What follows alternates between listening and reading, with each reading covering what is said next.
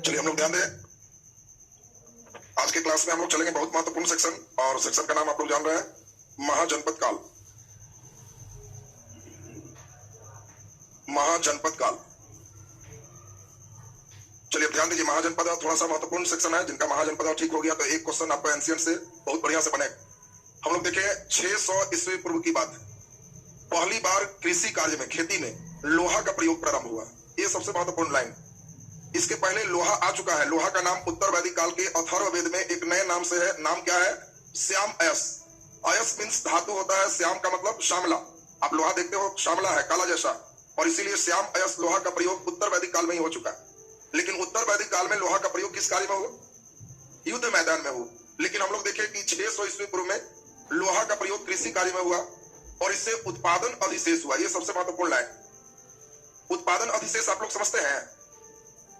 उत्पादन अधिशेष का मतलब खाने से ज्यादा, और जब उत्पादन अधिशेष हो गया, खाने से ज्यादा हो गया, तो एक नए चीज का डेवलपमेंट हुआ जिसको हम लोग कहते हैं नगर, टाउन। क्या भारत में पहली बार टाउन बस रहा है? नहीं, हड़प्पा भी एक नगर था, हम लोग पिछले क्लास में पढ़े थे। लेकिन हड़प्पा के बाद ऋग वैदिक और उत्तर वैदिक ग्रामीण संस्कृति, और फिर नगर बन रहा है। इसका मतलब ये भारत का पहला नगर है कि दूसरा है? इसीलिए इसको द्वितीय नगरीकरण कहते हैं। बहुत इंपॉर्टेंट ऑब्जेक्टिव आता है जो अधिकांश लोग का गड़बड़ होता है। जब आपको बोलेगा भारत का प्रथम नगरीकरण, तो आप सोचोगे कि वो हड़प्पा की बात कर रहा है। अगर कहेगा भारत के द्वितीय नगरीकरण, तो महाजनपद पीरियड की बात कर रहा है। ऑब्जेक्टिव आएगा कि भारत के द्वितीय नगरीकरण में किस धातु का सबसे महत्वपूर्ण योगदान रहा।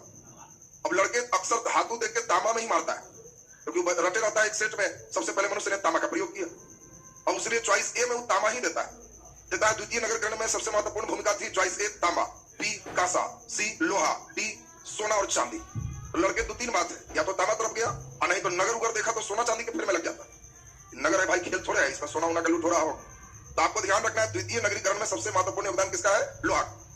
अब यहां से महत्वपूर्ण चीज हम लोगों ने जो समझा, धीरे धीरे आपको दिमाग में याद करते चलना है। 600 ईस्वी पूर्व लोहा का प्रयोग कृषि में सबसे पहले, और हम लोग देखें द्वितीय नगरीकरण का डेवलपमेंट। उल्टा क्वेश्चन है, भारत में प्रथम नगरीकरण का डेवलपमेंट है 1500 ईस्वी पूर्व, 1000 ईस्वी पूर्व, 2500 ईस्वी पूर्व, 600 ईस्वी पूर्व। चलिए बोलिए, तब 2500 ईस्वी पूर्व, मैंने प्रथम नगरीकरण की बात बोल, तो हड़प्पा है 2500 ईस्वी पूर्व, और द्वितीय नगरीकरण होगा 600 ईस्वी पूर्व। अब यहाँ पे हम लोग बात सुने, जो दूसरा नगर है, उस नगर को एक नया नाम दिया जा रहा है, उसी का नाम है महाजनपद। महाजनपद। कई बार क्वेश्चन बहुत आसान पूछता है, जो आपके सोच से भी हल्का है। दे देगा जनपद का अर्थ होता है, बोलो, जनपद का अर्थ होता है नगर। लोग जहां निवास करते हैं, लोग जहां भ्रमण करते हैं, लोग जहां व्यापार करते हैं। जल्दी बोलिए। तो यहां सेंस आप ठीक से समझिए। जन मतलब लोग, अब पद मतलब पैर। लोगों का जहां जहां पैर जाए, जहां जहां निवास करें, उन क्षेत्रों को हम लोग क्या कहते हैं? जनपद कहते हैं। और कई जनपद मिलकर के निर्माण किसका करता है? महाजनपद।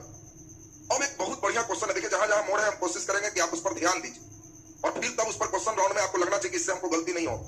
एक बार बातें सुन करके फिर चलेंगे उस राउंड में, तो आपके स्टेप बहुत बढ़िया आ जाएगा। हम लोग देखें पहली बार बौद्ध ग्रंथ। इस बौद्ध ग्रंथ का नाम है अंगुत्तर निकाय। अंगुत्तर निकाय, इससे दो तरह का क्वेश्चन पूछा जाता है। एक तो आपको अभी हम समझाएंगे, और एक है जैन ग्रंथ। इस जैन ग्रंथ का नाम है भगवती सूत्र। जैन ग्रंथ का नाम क्या है? भगवती सूत्र। और बौद्ध ग्रंथ का नाम क्या है? अंगुत्तर निकाय। अब इसको थोड़ा गंभीरता से सब लोग सुनेंगे। जब आपको कहेंगे कि जल्दी से सोच के बताओ, तो इसमें अंगुत्तर निकाय है, ब्राह्मण ग्रंथ, बौद्ध ग्रंथ, जैन ग्रंथ। तो अभी तो एकदम लिखा हुआ है, बिना टेंशन के आपके पास आंसर। परीक्षा में पूछेगा निम्नलिखित में कौन जैन ग्रंथ है, उसमें चॉइस दे देगा मिलिंद पन्हो, विनय पिटक, अंगुत्तर निकाय, भगवती सूत्र। तो अभी तो समझ रहे हैं, टेंशन कुछ नहीं हो रहा। परीक्षा में यहाँ इतना ताजा में नहीं लिखा है, और उसको आपको ध्यान रखना हो। तो आपको दिमाग में सेट रखना है कि बौद्ध ग्रंथ अंगुत्तर निकाय और जैन ग्रंथ भगवती सूत्र, ये दोनों में पहली बार 16 महाजनपद का वर्णन किया गया है। पहली बार वर्णन किया गया कि भारत में कुल 16 बड़े बड़े महानगर के नगर के रूप में डेवलपमेंट है, जिसको 16 महाजनपद कहते हैं। तो आपसे पूछा जाएगा रिवर्स क्वेश्चन कि 16 महाजनपद की जानकारी किस जैन ग्रंथ से होती है? भगवती सूत्र से। 16 महाजनपद की जानकारी किस बौद्ध ग्रंथ से होती है? अंगुत्तर निकाय से। बोलिए, क्लियर है सबका? 16 महाजनपद में सभी लोगों को कम से कम 8 महाजनपद अभी का अभी याद चाहिए। 8 कम से कम इस बैच में याद करिए, बाकी फिर धीरे धीरे डिटेल में जाओगे तो 16 का 16 मानचित्र पर आपको ध्यान करना हो। तो अभी 8 आपको याद करवाएंगे, और जिन लोगों का ध्यान पूरा रहेगा वो 8 का 8 समझ लेंगे। ये लीजिए, इंडिया तैयार कर दिया, हमारे टॉपिक इंडिया हो गया। अब जरा ध्यान से सुनेंगे, इंडिया में बिहार में 16 महाजनपद में 3 महाजनपद डेवलप किए। तो बिहार के एग्जाम में एक बिहार वाला खास पूछे, रेलवे वगैरह का एग्जाम जब दोगे तो वो इंडिया लेवल का एग्जाम होता है, उसमें कोई बिहार स्पेशल करके बहुत मायने नहीं रखता है। फिर भी बिहार इसीलिए सबसे ऊपर होगा क्योंकि 16 पर विजय प्राप्त करने वाला सिर्फ एक महाजनपद रहा, मगध, और वो बिहार का। मगध तो आपके लिए इंपॉर्टेंट है ही। तो पहले 16 महाजनपद में ध्यान दीजिए। सबसे महत्वपूर्ण ये है नर्मदा नदी। सभी महाजनपद नर्मदा नदी के उत्तर में था, मतलब उत्तर भारत में ही 16 महाजनपद में 15 महाजनपद डेवलप की। सिर्फ एक महाजनपद महाराष्ट्र में डेवलप हुआ, तो ये दुलरुआ है, दक्षिण भारत का एकलौता। देखिए क्वेश्चन आपको दुलरुआ लोग से ज्यादा पूछे, आपसे पूछेगा कौन सा महाजनपद नर्मदा नदी के दक्षिण में डेवलप किया, तो इस महाजनपद का नाम है अस्मक। आपको ध्यान रखना है कि दक्षिण महाजनपद है और इस महाजनपद का नाम क्या है, अस्मक। एक महाजनपद ऐसा है जो भारत से बाहर है, पाकिस्तान में है, और वो भी बहुत महत्वपूर्ण है। आप सभी लोग इसका नाम सुने होंगे, इसी का नाम है गांधार, और गांधार की राजधानी तक्षशिला।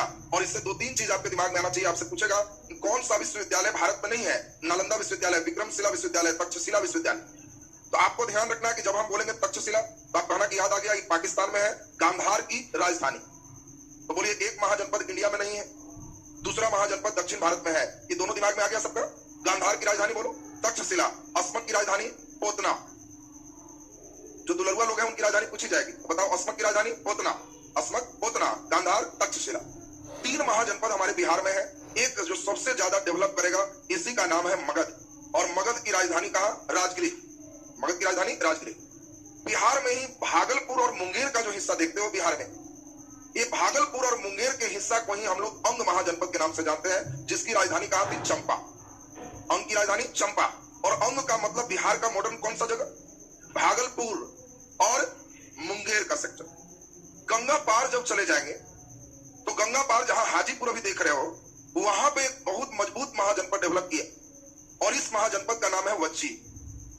इसका नाम क्या है, वज्जी। वज्जी की राजधानी, चलिए बोलिए, वैशाली हम लोग देख रहे हैं। अब वज्जी वैशाली हो गया, विदेह भी इसको हम लोग देखेंगे। अब आपका यहाँ के बाद हम लोग चले तो एक 3 बिहार के बाद अब यूपी में एक लखनऊ का सेक्टर जो देख रहे हैं, वहां पे एक महाजनपद है कोशल। कोसल, और कोसल की राजधानी कहां है, श्रावस्ती। गौतम बुद्ध सबसे ज्यादा उपदेश किस महाजनपद में दी, तो कोसल में दी। सुनेगा कोसल की राजधानी श्रावस्ती है, जो रटंतु लोग है वो श्रावस्ती रटे रहता है, और आजकल के सेटर स्मार्ट है, श्रावस्ती गायब कर देगा। आपको दे देगा गौतम बुद्ध की मृत्यु हुई अंग में, चंपा में, मल में, इसमें मल के बाद दे दिया, इसमें एक और कोई कुरु में, कहां है मृत्यु हुई, मल। तो मल की राजधानी कुशीनगर, लड़के कुशीनगर मार के रगड़ देगा और कुशीनगर गायब कर देगा। मेन राजधानी उसका दे देगा महाजनपद कौन है, और इसीलिए उसको आपको ध्यान रखना है। तो कोसल की राजधानी कहां है, श्रावस्ती। कोसल का भी क्षेत्र बड़ा है, बगल में बनारस जिसको आजकल हम लोग बोलते हैं, वहां महाजनपद कौन है, काशी। काशी की राजधानी वाराणसी, ये अभी भी हम लोग देख रहे हैं। तो कोसल और काशी हम लोग बगल में देख ली। मध्य प्रदेश में एक है जिसको आप सभी लोग जानते हो, जिसकी राजधानी उज्जैन है, किसका, अवंती। मध्य प्रदेश में कौन है, अवंती। अवंती की राजधानी कहां है, उज्जैन। एक बहुत इंपॉर्टेंट है, राजस्थान में जयपुर के पास एक महाजनपद है, और आपसे पूछा जाएगा कौन सा महाजनपद राजस्थान में, तो आपको ध्यान रखना है मत्स्य। मत्स्य राजधानी विराटनगर है, यह जो देख रहे हो महाजनपद ये राजस्थान में। बाकी हरियाणा के पास सभी लोग जानते हो कुरुक्षेत्र हरियाणा में है, राजधानी बोलो इंद्रप्रस्थ। बाद में हस्तिनापुर के नाम आप सुने होंगे। कोशिश किए कम से कम 8 सबको याद हो जाए, 1 2 3 4, फिर हम लोग देख रहे हैं यहाँ पे 4 के बाद 1 5 6 7 8 9 10, 2 भूला भी रहे हैं तो आपका 8 बचना चाहिए। 16 महाजनपद में अभी 10 आपको दे दिए, ये 10 बहुत महत्वपूर्ण वाला हो गया। अब एक बार हम कोशिश करेंगे कि हम नाम हटाएं भी तो आप बताने की स्थिति में रहिए राजधानी के साथ, क्योंकि अभी जो तुम्हारा कोर्सेज चल रहा है हम कोशिश कर रहे हैं क्लास में 90% याद हो, केवल खाना पूर्ति करने से काम नहीं कि सुने अब भूला। 16 महाजनपद में एक महाजनपद नर्मदा के दक्षिण है, अस्मक, और अस्मक की राजधानी कहां है, पोतना। तो ये लीजिए, जिनको हम करेंगे उसको हम पोत दिए, अभी खत्म हो गया। अब बताओ ये कौन सा महाजनपद है, अस्मक, और अस्मक की राजधानी पोतना। एक महाजनपद पाकिस्तान में स्थित है, और पाकिस्तान में कौन है, गांधार, और गांधार की राजधानी तक्षशिला। गांधार की राजधानी तक्षशिला। तो हम समझते हैं कि बताइए तक्षशिला भी सबका क्लियर हो गया। अब अभी हम चलेंगे जिसमें आपको सुनाना भी है। तो अब हम लोग यहाँ पर देख लिए अस्मक, गांधार, 2 तो एकदम क्लियर है सबका। बिहार में 3 है, मगध, मगध की राजधानी राजगीर, अंग चंपा, और वज्जी वैशाली, वज्जी वैशाली। लखनऊ में बोलो कोशल, लखनऊ में कौन है, कोशल, और नीचे काशी, काशी का बोलो बनारस, काशी का कहां होगा, बनारस। मध्य प्रदेश अवंती, राजस्थान मत्स्य राजधानी विराटनगर, और हरियाणा कुरु, हरियाणा का कुरु। आपको जब बोलेंगे हरियाणा तो आप ध्यान रखोगे कुरु, हरियाणा का कुरु। तो अब हम लोग हरियाणा का कुरुक्षेत्र हस्तिनापुर हम लोग देख लिए, तो ये 10 महाजनपद हो गया। क्या सभी के दिमाग में है बैठा हुआ? बोलो। ये असमा कैपिटल कोतना, यह गांधार तक्षशिला, यह बिहार का अपना मगध, राजधानी राजगीर, अंग चंपा, वच्छी वैशाली, कोसल श्रावस्ती, काशी बनारस, मध्य प्रदेश अवंती उज्जैन, राजस्थान मत्स्य विराटनगर और हरियाणा कुरु इंद्रप्रस्थ। क्लियर सबका? चलिए आप बता दीजिए, चलो जल्दी खड़ा हो जाओ, सुनिएगा जरा बढ़िया से, कोई नहीं बताइएगा। चलिए जल्दी से देख के ठीक से बता दीजिए, राजस्थान में महाजनपद कौन है? कोई नहीं बोलिएगा, सोचने दीजिए। देखो नाम बोलो, राजस्थान में कौन है? ध्यान रखना, राजा लोग मछली खाता है, मछली से मत्स्य, और मत्स्य मतलब समझो एकदम विराट बात हो रही है, विराट नगर। जब बोलेंगे राजस्थान का ना राजा लोग मुर्गा नहीं मछली खाता है, मछली को क्या कहेंगे? मत्स्य, और मत्स्य की राजधानी विराटनगर। बैठ जाओ, एकदम टना टनी सब चलना चाहिए, इसे पोस्ट के रखेगा तो नहीं होगा नौकरी। नौकरी का मतलब एकदम दिमाग में गुंज जाना चाहिए। जब बोले राजस्थान तो मत्स्य, हरियाणा कुरु, एकदम बिहार नीचे मगध, अंग अवज्जी, अंग के बाद इधर कौन हो गया? अब मेन वज्जी में देखेंगे 8 गणराज, उसी में लिच्छवी वगैरह तमाम शामिल हो। तो अब पहले ये बता दीजिए, महाजनपद भी सब लोग का क्लियर हो चुका है। अब यहाँ पर सबसे महत्वपूर्ण आज सभी कहानियां सुननी है। जो लोग पूरा ध्यान से अभी हमारे साथ सुनेंगे उनका स्पष्ट होते चला जाएगा। 16 महाजनपद में सबसे मजबूत महाजनपद जो हुआ उसका नाम था मगध महाजनपद। और आज के क्लास में मगध महाजनपद का उत्कर्ष सुनना, कैसे मगध महाजनपद डेवलप किया, ये आपको तेजी में सुनना है। और मगध महाजनपद की कहानी जहां सुने तो आपका फेस आज हो जाएगा। अगले क्लास में आपको मेन चलेगा जो सिकंदर का आक्रमण, थोड़ा सा उस पर विदेशी आक्रमण की बात करेंगे, और तब सबसे महत्वपूर्ण होगा बौद्ध धर्म और जैन धर्म। कल के क्लास में बौद्ध जैन दोनों कंप्लीट हो जाएंगे, और उसके बाद महाजनपद सेक्शन कल खत्म हो जाएगा। महाजनपद के बाद तब पढ़ेंगे मौर्य, उसके बाद मौर्योत्तर, तब गुप्त, और तब गुप्तोत्तर, प्राचीन भारत खत्म हो जाए, एंशिएंट खत्म हो जाएगा, और तब फिर मेडाइवल में देखेंगे। उसके बाद फिर लंबा एनर्जी लगाएंगे मॉडर्न, और एक एक विषय करते हुए हम लोग को अपना सफर को तय करना है। तो देखिए, मगध में आपको ध्यान रखना है कि जो पहला ज्ञात अगर राजवंश की बात की जाए तो वह वंश है बृहद्रथ वंश। लेकिन बृहद्रथ के पास उसका आगे बेटा है जरासंध। जरासंध की हत्या भीम ने किया। तो आपको बृहद्रथ, जरासंध इस सब की कहानी में अस्थायी सेना उन लोग के पास नहीं, इसलिए ज्यादातर किताबों में बृहद्रथ वंश की बात नहीं की जाएगी। पहला वंश जिसने अस्थायी सेना रखा, वहां से मेन इसकी कहानी शुरू होती है। और आपको ध्यान रखना है, सबसे पहला वंश कौन है? हर्यक वंश। पहला नंबर कौन है? हर्यक वंश। हर्यक वंश के बाद कौन है? शिशुनाग वंश।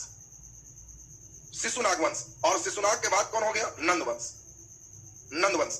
ये तीनों अभी एकदम सबका पचना चाहिए। अभी हम देखना किसी को खड़ा करेंगे, सब वंश, सब पूरा राजा, ये सब बैठ के खाली सब पोसले रहेगा, सुनाएगा नहीं, खाली फेयर कॉपी में रहता है। एकदम टना टन बजना चाहिए, एक राजा खत्म, दूसरा शुरू, दूसरा खत्म, तीसरा शुरू, यहां से लेके यहां तक आज बच जाना। तो पहला आपको दिमाग में सेट कर लेना है कि मगध की जब बात करेंगे तो कहना कि सर मगध बड़ा खूबसूरत था और एकदम हसीन दुनिया मगध का रहा, और इसलिए वंश भी याद रखेंगे हसीन। सबको दिमाग में याद रखना है, मगध में कैसा वंश है? हसीन, खूबसूरत वंश। हसीन जिसको याद है कोई कंफ्यूजन नहीं, हा से हर्यक, सी से शिशुनाग, न से नंद, तो मन में बैठा लेना है हसीन। हसीन बैठ गया सबको? हम अभी हटा के पूछेंगे वंश बोलो तो अंदर अंदर चलाना कीजिए, हसीन, हर्यक, शिशुनाग, नंद। बोलिए क्लियर है सबका? अब यहाँ पे हम लोग एक एक करके सबकी कहानी सुनेंगे। हर्यक वंश के संस्थापक कौन थे? जल्दी बोलिए। तो इसके संस्थापक है बिंबिसार। बिंबिसार, बिंदुसार नहीं बोलना, हाँ बिंबिसार। बिंबिसार के बाद कौन होंगे? अजात शत्रु, और अजात शत्रु के बाद उदयन। उदयन। और हर्यक वंश का अंतिम शासक कौन था? पूछा जाएगा, अंतिम भी पूछता है, तो ध्यान रखना, नागदशक। हर्यक वंश का अंतिम शासक कौन है? नागदशक। तब शुरू होगा शिशुनाग वंश। शिशुनाग वंश के संस्थापक कौन है? शिशुनाग। शिशुनाग। शिशुनाग के बाद इस वंश में आएगा कालाशोक। कालाशोक। और इस वंश का अंतिम राजा कौन है? तो आपको ध्यान रखना है, नंदी वर्धन। नंदी वर्धन क्या करके नंद वंश शुरू है। इसके संस्थापक कौन है? महापद्मनंद। और तब हम लोग देखें यहाँ पे अगला कौन है? धनानंद। मेन इसकी कहानी सुननी और सुन लो। अभी हम एकदम किसी को भी खड़ा करें तो एकदम नॉन स्टॉप बच जाना चाहिए नीचे तक। ये सब एकदम क्लास के स्ट्रक्चर में बैठना है। पूरे रास्ता जा रहा है तो साइकिलों से पेंडल मार रहा है तो बैठ के सोच रहे हैं हसीन, हर्यक वंश, शिशुनाग वंश, नंद। फिर मारे पेंडल तो कौन है? बिंबिसार, अजात शत्रु, उदयन, नागदश। गाना के चलिए उसकी बात तो हो। अभी हम सब याद करवाएंगे आपको, एकदम फटाफट सब याद हो जाएगा। और एक बार सीन जहां सोचोगे, कॉपी पर पीछे बिना देखे इसको लिख दिया तो हो गया कि बस एकदम फिट हो। तो पहले एक कहानी जरा ध्यान दीजिए सबका, जिससे जो प्रश्न पूछा जा सकता है एक नजर सुनेंगे। हर्यक वंश का संस्थापक बिंबिसार है। बिंबिसार बहुत योग्य शासक है।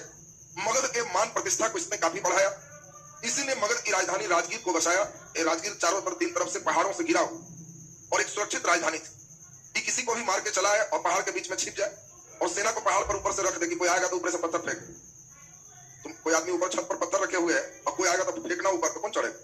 तो ये सुरक्षित है, इसके यहाँ कोई हमला नहीं करेगा, तो बड़ा सुरक्षा में आराम से ये बिंबिसार रह रहा है।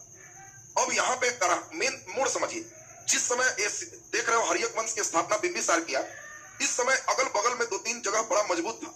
जैसे अभी बात करें यहाँ अंग का एक राजा है ब्रह्मदत्त। ब्रह्मदत्त भी एक योग्य शासक। इस समय अगर हम बात करें वज्जी का, तो वज्जी में 8 गणतंत्र हैं। वर्ल्ड का पहला ऐसा जगह है जो समझ सकते हो लोकतंत्र की स्थापना है, गणतंत्र की स्थापना है, और 8 में सबसे मजबूत है लिच्छवी। सबसे मजबूत कौन है? लिच्छवी। तो आपको बात को ठीक से समझना है। अमेरिका कहता है कि हम 1776 में आजाद हुए और दुनिया का प्रथम लोकतंत्र अमेरिका में स्थापित हुआ। भारत कहता है कि 1776 ना, हम 600 ईस्वी पूर्व की बात कर रहे हैं। उसी समय मेरे यहाँ पज्जी में 8 गणतंत्र थे, जहां राजा को कुछ करना होता था तो सबकी मीटिंग होती थी, बैठते थे लोग और बहुमत से डिसीजन देंगे, वही राजा करेगा, अपनी इच्छा से नहीं करता। आजकल भी लोकतंत्र है, लेकिन कहां लोकतंत्र है? जो मोदी जी को मन में आता है, धारा 370 खत्म तो खत्म। आपसे पूछे वो अपना सीधा आपके रिप्रेजेंटेटिव संसद में पास की होगी। थोड़ा लोकतंत्र को और बढ़ाने का इच्छा होता तो काम वही कर। केवल कह देते कि हम जनता से संग्रह करेंगे, लोकतंत्र है, एक ऐप डेवलप कर रहे हैं और उसमें केवल वोट दीजिए, और उसमें लिखा रहता क्या 370 खत्म होना चाहिए, हाँ या ना, दबाइए और सब पर वायरल करिए। लोग कुछ भी दबाता, उसका रिजल्ट आप मत देते, अंतिम में बोल देते कि हाँ भाई आप जो दबाए उसमें हम देख लिया, हमें ज्यादा इससे हटा देते। तो जितना लोग दबाया था वो तो बड़ा खुश हो जाता, ये हमारे बात हाँ मैं दबाया था। बोलो ऐसा खुश होता कि नहीं होता ना जी? तो लगता कि लोकतंत्र है, और वैसे जो इच्छा किया भाइयों बहनों ये चीज हो गया, तो गड़बड़ है। लोकतंत्र का मतलब हो गया कि भाई अब मंदिर बनना चाहिए कि नहीं बनना चाहिए, कमेटी खाली वो वायरल हो जाता। क्या आज के समय में संभव है कि नहीं? बिल्कुल संभव है। अधिकांश लोग रखते हैं, जो नहीं भी रखते हैं तो उसको हो जाता कि आधार कार्ड नंबर डालिए और एक ही लिंक से पूरे घर भर का लोग वोट डालते रहिए। और आंसर आप मत देते, वहां कहते कि मेरा विश्लेषक इतना कहा, इतना लोग पॉजिटिव, इतना लोग नेगेटिव, इसलिए पॉजिटिव आंसर हम ऐसा करो। भारत की जनता ये चाहती है, मैं नहीं चाहता। तो ये चीज जो अभी तुमको बता रहे हैं ना, ये चीज लिच्छवी उसी समय कर रहा था 600 ईस्वी पूर्व। तो समझ सकते हो कितने मजबूती के साथ रहता हो। जो राजा ऐसा पूछेगा, तुम्हें लगता है कि कोई हटाएगा उसको? जब कुछ करना है, एक बार राय ले लिया और बड़ा काम करना है तो राय छोटे छोटे में कहेगा कि आप लोग जनता महान आदमी, आपको टेंशन नहीं देंगे, छोटे में क्या के लिए पूछेंगे? बड़ा बड़ा काम रहेगा तो भाइयों पूछेंगे, थोड़ा बताइए। पब्लिक भी फॉर्म में रहेगा कि बड़ा काम हम लोग से बिना पूछे नहीं होता। तो उसी तरह का लिच्छवी गणराज्य वगैरह एक मजबूत स्थिति। उस समय एक और मजबूत है जिसका नाम अभी बताया कौशल, और इसी समय जो मजबूत है कमजोर पर कब्जा शुरू कर दिया। कौशल हमला किया, काशी को अपने में मिला ली। अब इस समय कौशल मजबूत है, वज्जी मजबूत है, ये तो बेचारा अभी राजगीर के पहाड़ पे है। कौन? बिंबिसार। तो इन्होंने एक नया तरह का सिस्टम अपनाया कि हम मजबूत कैसे हो। तो इसके लिए इन्होंने बड़ा बढ़िया एक सिस्टम बनाया, शादी ब्याह से अपनी स्थिति को मजबूत किया। जहां जहां डर था कि हमला होगा, वहां अपना ससुराल बना ली। तो ससुराल वाले तो हमला नहीं करेंगे, तो देखा कि एकदम सुपर प्रोग्राम इनका होगा। अब प्रोग्राम कितना बढ़िया वो सुन लीजिए। इस समय कौशल मजबूत है, और कौशल मजबूत है तो इसको लग रहा है कि कौशल काशी को जीत गया है। ऐसा ना कि धीरे धीरे बढ़ जाएगा। तो कौशल की जो नरेश की बेटी थी कौशला देवी, उसके भाई का नाम है प्रसेनजीत। तो प्रसेनजीत की बहन कौशला देवी उससे विवाह किए, और दहेज में पूरा काशी ग्राम का इनकम। अब हुआ कि आप राजगीर में है और काशी बनारस में, तो राजगीर से बनारस आप कैसे देखिए, लेकिन आप चूंकि हमारे यहाँ के ही दामाद हैं, तो आपको हम बदले में काशी से जो इनकम होगा, 1 लाख रुपया का जमाने में इनकम था, वो इनकम आपको हम पहुंचा दिया करेंगे, टेंशन फ्री रही। तो बताइए, एक तो था कि हमला होता था, हमला क्या है, आओ 1 लाख पहुंच रहा है। दूसरा, इस समय एक मजबूत कौन थे? वज्जी। और वज्जी के मजबूत कौन है? लिच्छवी। लिच्छवी का भी डर था कि ऐसा ना कुछ हो जाए, तो लिच्छवी राजकुमारी चेलना से भी इनका विवाह हो। तो देखिए, लिच्छवी राजकुमारी चेलना माने गंगा पार भी ससुराल और सीधे लखनऊ तक ससुराल, बनारस तक के इनकम आना शुरू। एक विवाह और बड़ा हाई फाई में किए पंजाब में। वहां के मद्र कुल की एक राजकुमारी थी खेमा, कहीं खेमा करके भी लिखा रहेगा, उससे भी इन्होंने विवाह किया। तो 3 महत्वपूर्ण विवाह। और वैवाहिक, देखो उल्टा क्वेश्चन आएगा, कौन से राजा वैवाहिक संबंधों से अपनी स्थिति मजबूत की? तुम कहोगे कहानी सुने हुए हैं, मगध के गोहनी जो किया राजा वो डरपोक था, जहां जहां डर था कि हमला होगा, वहां वहां विवाह करके अपनी स्थिति मजबूत कर ली। तो बताइए, ये तो लाइन क्लियर है सबका? अब हम लोग यहाँ पर समझेंगे जरा बढ़िया से। जब ससुराले 3 जगह हो गया, तो अब डर काहे का? तो सब मजबूत जगह ससुराल है। तो अब इसने अपना पूरा दल बल से भागलपुर पर ब्रह्मदत्त पर हमला कर दिया कि तुम्हारे यहाँ तो ससुराल नहीं है, तो तुमको तो हम लपेट लेंगे, उधर तो चलो ससुराल। अब हम जो राजगीर में रह रहे हैं, गया नवादा रह रहे हैं, इससे भागलपुर और मुंगेर तक बढ़ जाएंगे तो क्षेत्र बढ़ जाए। तो अंग पर हमला करके यहाँ के राजा ब्रह्मदत्त को हरा दिया। और ब्रह्मदत्त को हराने के बाद इसने अंग को अपने साम्राज्य में मिला लिया और अंग का राजा अपने बेटा अजात शत्रु को बना लिया कि तुम देखो। आपको रिवर्स क्वेश्चन आएगा कि बताओ अंग को मगध में किसने मिलाया? कौन मिलाया? बिंबिसार। एक क्वेश्चन और बिंबिसार से बस उठ रहा है, बिंबिसार आपको खूब बढ़िया समझ में आएगा। उस समय बिंबिसार के दरबार में एक बहुत बड़ा राजवैद्य रहता था और उस राजवैद्य का नाम था जीवक। देखिए डॉक्टर साहब लोग का नाम ध्यान रखिएगा। उस समय के समझिए इंडिया फिल्म के डॉक्टर, राजा के मेन समझिए डॉक्टर है। और इसीलिए आपसे पूछा जाएगा रिवर्स क्वेश्चन, जीवक किसके दरबार में रहता था? तो बिंबिसार। जीवक किसके दरबार में है? बिंबिसार के दरबार में है। अब इसमें बिंबिसार से क्वेश्चन आपके कंप्लीट हो। अब अभी बिंबिसार कुछ और बढ़िया कर पाता कि उसी के बेटा अजात शत्रु ने बिंबिसार की हत्या कर दी। बेटा नहीं पिता की हत्या कर दी। इसीलिए अजात शत्रु को पितृहंता भी कहते हैं। अन्य नाम इसका कुनिक भी है। तो कुनिक किसका नाम है? अजात शत्रु। पितृहंता किसका नाम है? अजात शत्रु। जब अपने पिता की हत्या करेगा तो बातें सब समझ गए होंगे। नानी घर से रिलेशन कितना बढ़िया हो जाएगा, खराब हो जाएगा तो भयंकर खराब। अब जब मार दिया तो ये लोग तो कहेगा क्या कैसा नालायक नाती है। यहाँ पे प्रसेनजीत भी कह दिया कि जो 1 लाख रुपया जा रहा था काशी से बंद, सेवा समाप्त हो गया, बहुत दिन गया, हम उनको ना दे रहे थे, तुम तो हत्या कर दी। और इधर लिच्छवी भी एकदम तैयार है कि इसको हटाना पड़ेगा, पागल नाती है, कुछ भी कर देगा। पूरा नानी घर तो एकदम समझिए फॉर्म में आ जाएगा। और इसके कारण अब अजात शत्रु से बहुत इंपॉर्टेंट कई क्वेश्चन उठते हैं। ठीक से सुनना। तुम्हें मन में ये भी लग रहा होगा कि अपने बाबूजी का सर क्यों मार दिया, क्यों मार दिया? तो उस समय बेटा बाप को अपना मारते रहते थे। क्यों मारते थे? क्योंकि कम उम्र में शादियां हो जाती। 12-13 साल में ही अपना एक पुत्र के पिता बन गए। बाप बेटा की उम्र में 13-14 साल से ज्यादा का अंतर नहीं रहता। अब बेटा हो गया 60 साल, तब बाबूजी मात्र 74 साल। और अभी बाबूजी की उम्मीद लग रहा है टनाटन है, अभी जिएंगे 10-20 साल। अब बेटा के 60 साल में अगर अपनी उपनी आ गया तो सोच रहा है कि राजा बनने के चांस लगता है नहीं मिलेगा। हमरा से टनाटन तो बाबूजी नजर आ रहे हैं। तो एक ही उपाय है, कैसे टिप दें कि ताकि हम बन जाए। तो चांस नहीं मिलेगा तो टिपे टिपी ना चलेगा। वो लोग क्यों टिपेगा जिसका 45-50 में विवाह हो रहा है, 55 में बाले बच्चा हो रहा है, वो क्यों टिपेगा? बाप बेटा की उम्र में इतना का अंतर है कि बेचारा चाहेगा कि बाबू दिन और कुछ दिन जी। बेटा 20 साल के तो बाबूजी 75 साल के खाए तो डेली मना रहा है कि 10 साल जी जाते ना तो हमारा नौकरी हो जाता। मारने के लिए नहीं सोचे, लेकिन बराबर में रहेगा तो कब टिप देगा ठिकाना नहीं, क्योंकि तिजोरी जल्दी नहीं ना मिलेगा। तो अब तो रीजन आप लोग इंटरनल समझ गए होंगे क्यों मार रहा है। पहले बड़ा चिंता में रहता कैसा बेटा था, तो अब तो बात समझ गया होगा। बेटा ठीक ही था लेकिन उम्र का मेन तगादा था, बेचारा दिया ठीक कर राजा बनने के चक्कर। तो अब अजात शत्रु के बारे में थोड़ा ध्यान से सुनेंगे। नानी घर से जब खराब स्थिति हुई, गंगा पार से लगने लगा कि अब हमला हो सकता है। काशी से भी टैक्स जो आ रहे थे वो भी बंद हो। वही रात में राजगीर सुतता था, इसको डेली डर रहे कि ऐसा ना कि गंगा पार से टप जाए लिच्छवी और फिर हमको फरियाना पड़ जाए। एक मोर्चा उसको गंगा नदी पर झेलना चाहिए। और इसीलिए पहली बार अजात शत्रु ने गंगा नदी के किनारे अपना एक सैनिक छावनी स्थापित किया और उस जगह का नाम पाटलिपुत्र रखा। और देखो पटना के अब स्थापना की बात अजात शत्रु ने प्रारंभ कर दिया। तो आपसे बहुत इंपॉर्टेंट क्वेश्चन आएगा, पटना में सैनिक छावनी की स्थापना किसने किया?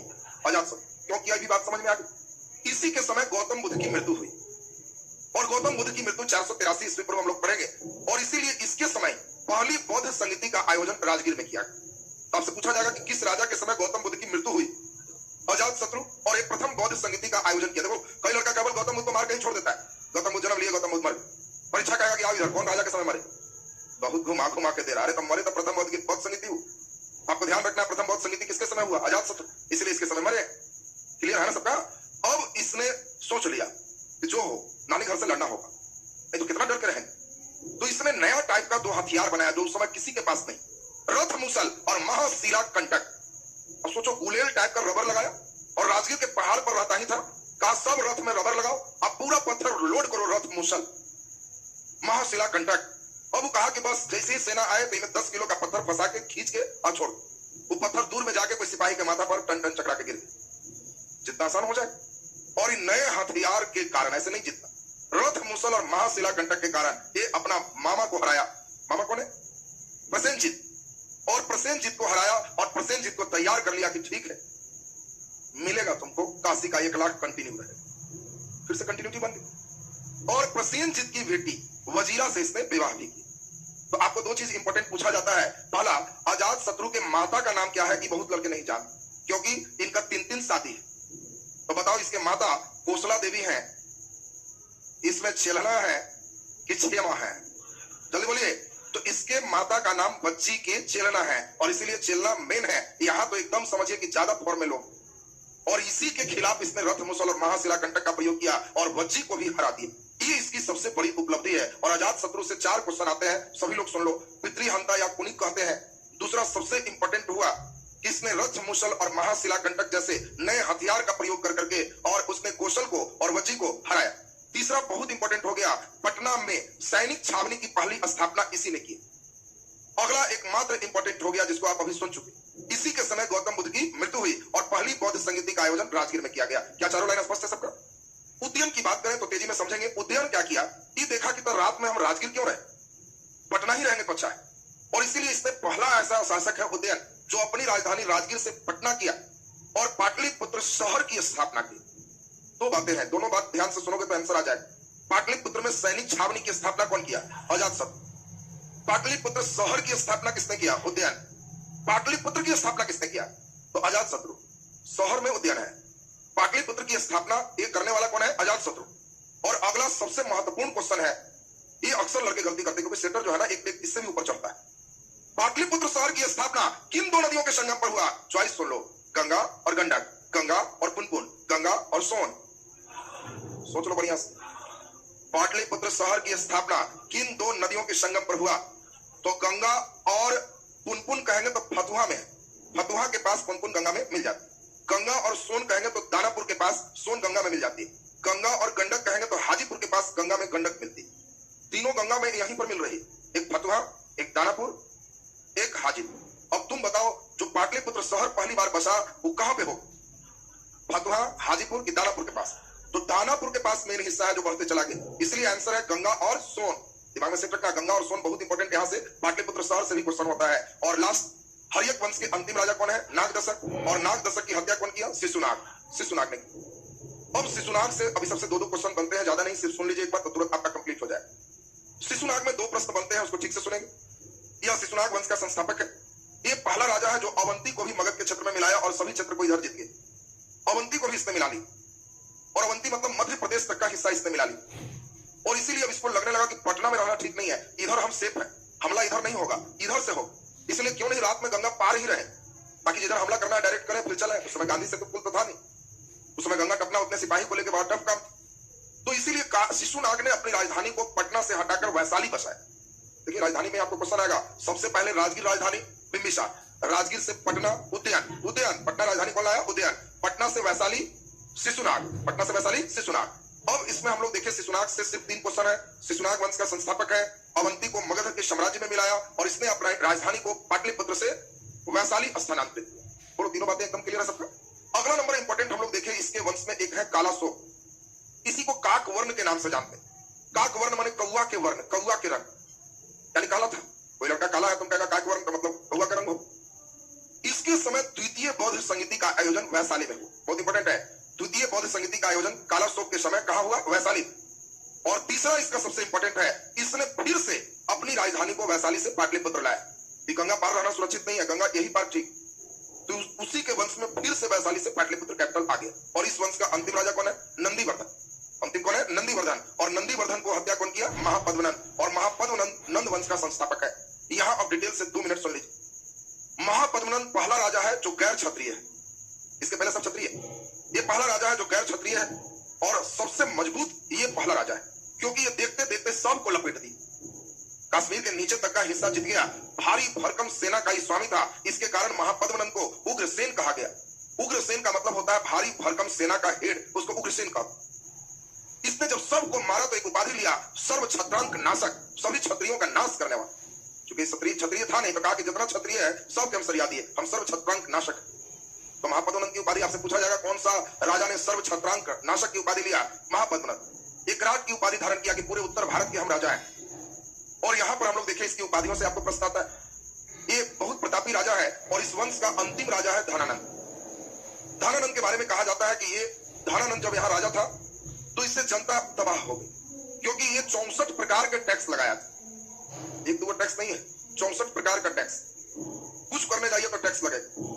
जनता तबाह थी, चाह रही थी कैसे धनानंद हट जाए, लेकिन हटेगी कैसे? धनानंद इतना मजबूत है कि अभी हम लोग कहानी सुनेंगे तो आपको जान के आश्चर्य हो। धनानंद के समय ही यहाँ भारत में सिकंदर का हमला हुआ और डिटेल कहानी में आप देखोगे कि सिकंदर की सेना भी धनानंद से नहीं लड़ा, वो भी एक नदी के किनारे आगे बढ़ने से इनकार कर दिया। वो नदी कौन है? व्यास नदी। व्यास नदी से आगे बढ़ने से इनकार कर दिया कि नहीं बढ़ेंगे, क्योंकि सिकंदर सब जगह जीतते चला रहा था। व्यास नदी तक आते आते लगभग 10,000 20,000 के बीच में उसके सेना थे। अगला दिन इस पर हमला करना था धनानंद पर। सिकंदर के सेना गांव से बगल अगल पूछने लगा कि कैसा राजा है उधर। पूछा कि तुम लोग कितना हो? कहा लगभग 20,000। मत जाओ, 20,000 तुम हाथी रखा, एक हाथी के कगो को हिस्सा नहीं पड़ेगा। हाथी पहली बार उन लोग हाथी देख भी रहा, कहा सब ट्रेंड हाथी है, धरेगा सूंड से पैर से दबाता, कुछ नहीं कर पाओ। अगला दिन सिकंदर सेना को बोल रहा है आक्रमण, सेना कह रहा है कि मार दीजिए, ठीक है आगे अब नहीं बढ़े। और इसीलिए सिकंदर आगे बढ़ने से इनकार कर दिया। ये राजा कौन है? धनानंद है। और सिकंदर भारत पर 326 ईस्वी पूर्व में हमला करेगा, जिसकी डिटेल कहानी सुनाएंगे आपको। अभी केवल मन में बैठा लो, भारत पर सिकंदर का हमला तो 3 दूनी 6 पहाड़ा पढ़ना है, 3 दूनी 6 सिकंदर 3 दूना 6 तो याद रहेगा ना। सिकंदर आ गया और किसके समय आया? तो कहना सिकंदर धन लेने आया था, राजा धनानंद था। आगे आया कि रुक गया। कौन नदी? व्यास नदी से आगे बढ़ने से इनकार कर दिया। तो अभी पूरे राजा का नाम आपको टनाटन सुनाना है। राजा सुन लोगे तब कुछ काम जो सुने हो एक बार पढ़ने से दिमाग में स्मृतियां आ जाएगी। अब इसमें एक बार फिर से जरा सुन लिया जाए। बिंबिसार, अजात शत्रु, उदयन, नागदशक। एक चीज रट जाना पहले तो, हसीन, हर्यक, शिशुनाग, नंद। हर्यक, शिशुनाग, नंद। बिंबिसार, अजात शत्रु, उदयन, नागदशक। क्लियर सबका? और दिमाग में सेट रखोगे, जब हम कहेंगे शिशुनाग तो कहना कि समझ गए ऊपर एक नाम क्या है? नाग डस लिया, तो शिशुनाग का जन्म हुआ बच्चा ना। तो जब कहेंगे शिशुनाग तो कहना जी डस लिया था नाग दशक, ऊपर से रहेगा नाग दशक, नीचे से रहेगा शिशुनाग। इसका अंतिम नंदी वर्धन, तो अगला निकलेगा नंदवंश। बोला बढ़िया है। नंदी तो नंद, नाग दशक तो शिशुनाग। बोलो दिमाग में आ रहा है सबका? अंतिम पूछा जाएगा, पूछेगा हर्यक वंश का अंतिम, तो मन में सोचना कि हसीन, हर्यक के बाद शिशुनाग, कहना शिशुनाग तो नाग दस दिया, मारो नाग दशक तो शिशुनाग। कहेगा नंद वंश का अंतिम तो धनानंद। शिशुनाग वंश का अंतिम, कहना शिशुनाग के बाद नंद है, नंदी वर्धन, तो हमारा हो गया नंद वंश। लास्ट लिखा जा रहा है हमारे द्वारा। और तब किन्हीं से पूछेंगे कि भेद जिनका ठीक रहता है, हम मान के चलते हैं वो लड़का एकदम सही कर ले। ये भेद नहीं ठीक है, कुछ नहीं होगा, खाली कथा सत्यनारायण स्वामी वाला हो, खाली बैठ के सुने, संग फुकाया, प्रसादी लिए, चल। घर पे जो जैसे बताएंगे वैसे प्रैक्टिस मारा तो एंशिएंट तुम्हारा है, कहीं इधर उधर नहीं भागे। तो एक बार हम लोग फिर से जरा सुन ले। सबसे पहले दिमाग में रखना है कि हसीन। खूबसूरत दिमाग में आ गया सबका? सुन लीजिए, लिखिए नहीं अभी कुछ, सब दिमाग में लिखो, दिमाग में लिखिए। बौद्धिक जुगाली, दिमाग से पगुराइए। गाय भैंस के पगुराते देखे हो ना, उसी तरह पगुराना है तुमको, मुंह से नहीं, दिमाग वाला पगुर करना।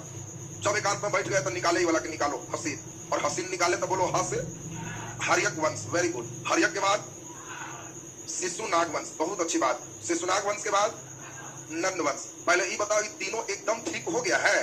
अब बताओ हर्यक वंश के संस्थापक बिंबिसार। बिंबिसार के बाद अजात शत्रु, उदयन, नाग दशक। सही हो गया? नाग 10 लिया तो शिशुनाग। बोलो इसमें शिशुनाग, कालासो, नंदी वर्धन। नंदी वर्धन से जल्दी बोलो, नंद वंश, महापद्मनंद और धनानंद। बस इतना ही आज करना है जी। इतना हो गया मतलब आज का टास्क बहुत बढ़िया हो गया, कहीं समस्या आपको नहीं है। तो जल्दी बताएं, इतना हम मान के चलें कि किन्हीं को बोलेंगे तो बोर्ड पर आके लिख दोगे इतना? तो आने के पहले आपको अपने से फिर से लास्ट बार बैठा दें। हसीन, हर्यक, शिशुनाग, नंद। हर्यक बिंबिसार, अजात शत्रु, उदयन, नाग दशक। शिशुनाग, कालासो, नंदी वर्धन। नंदी से नंद, नंदवंश, महापद्मनंद, धनानंद। और ये देखिए पूरा का पूरा गाय। कॉपी में जल्दी पीछे जिंदा करो, पहले लिखो हसीन, अब पूरा फेस अपने से बैठाइए।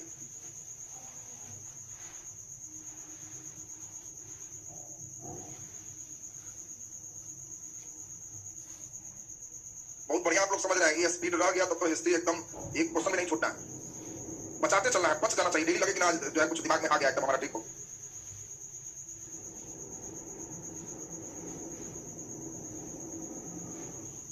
देख लिखा जी ना कटवाएगा एकदम फुल दिमाग टावर धरा। उसके बाद अपने लिखो एकदम भाई नाम लिखवा है ना, उसके बाद सब पर 3-3 लाइन सोचो।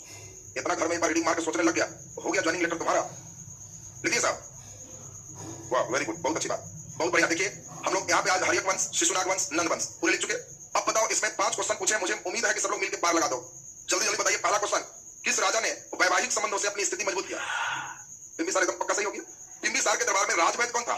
चलिए बोलिए जीवा, वेरी गुड, बहुत बढ़िया। अगला नंबर एकदम सोच के, पाटलिपुत्र शहर की स्थापना किसने किया? शहर उद्यान होगा जी, पाटलिपुत्र शहर उद्यान, बहुत अच्छी बात। अगला नंबर, किसने वैशाली से पटना राजधानी स्थानांतरित किया? चलिए बोलिए। कालाशोक वैशाली से पाटलिपुत्र लाया और शिशुनाग पाटलिपुत्र से वैशाली ले गया। याद आया सबको ना? चलिए बहुत अच्छी बात है। और सिकंदर का हमला किसके समय हुआ? धनानंद के समय। तो चलिए ये था आपका पूरा फेज इधर का। हम मान के चले एकदम फिट है सबका। तो अब इधर का फेज हम लोग का कंप्लीट हो गया हिस्ट्री के लिए आज।